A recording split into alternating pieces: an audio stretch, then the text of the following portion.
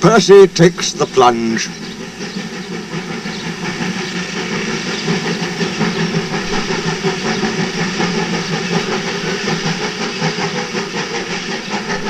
Sometimes Percy takes stone trucks to the other end of the line. There he meets engines from the other railway. One day, Henry wanted to rest in the shed, but Percy was talking to some tank engines. It was raining hard. Water swirled under my boiler. I couldn't see where I was going, but I struggled on. Ooh, Percy, you are brave. Well, said Percy modestly, it wasn't anything really. Water's nothing to an engine with determination. Tell us more, Percy, said the engines. What are you engines doing here? Hissed Henry. This shed is for the Fat Controller's engines. Go away, silly things, Henry snorted. They're not silly. Percy had been enjoying himself. He was cross because Henry had sent them away. They are silly, and so are you.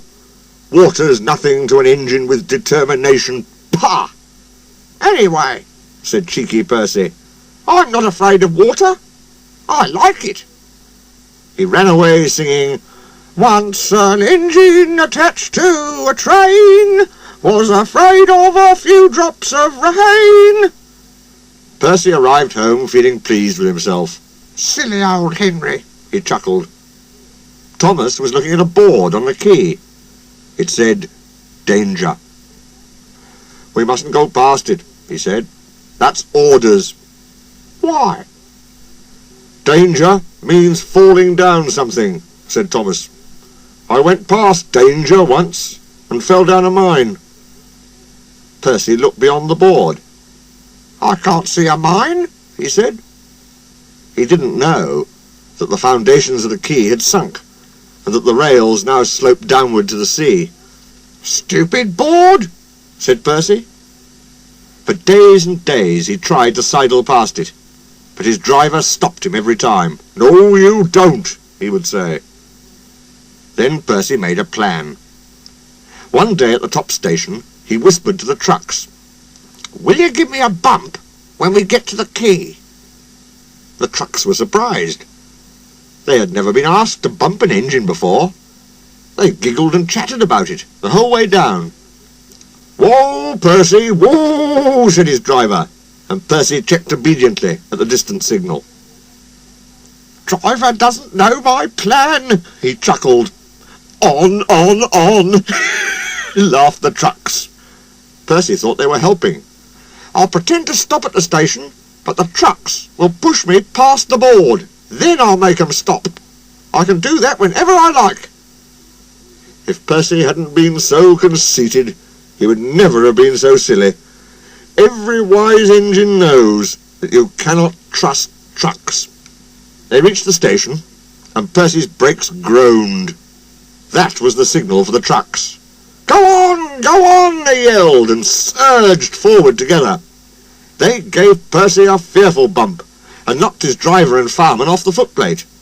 Ow! Said Percy, sliding past the board.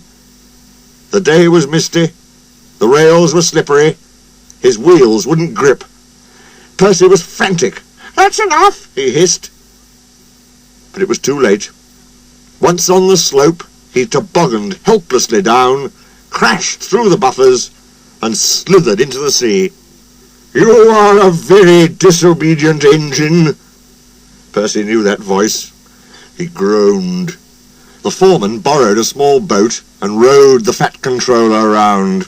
Please, sir, get me out, sir. I'm truly sorry, sir.